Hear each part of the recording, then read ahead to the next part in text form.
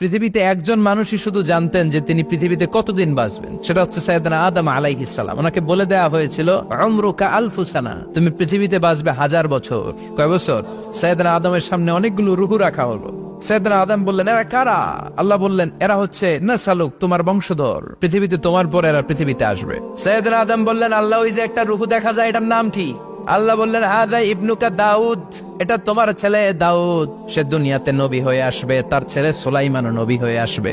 সাইয়েদনা আদম বললেন, মাবুদ, আমার ছেলে দাউদের কত বছর হায়াত আপনি দিয়েছেন? আল্লাহ বললেন, 40 সানা, মাত্র 40 বছর, 4 ইয়ার্স, 40 বছর তোমার ছেলেটা বাঁচবে। ও আল্লাহ, আমি বাঁচবো কয় বছর? তুমি বাঁচবে 1000 বছর।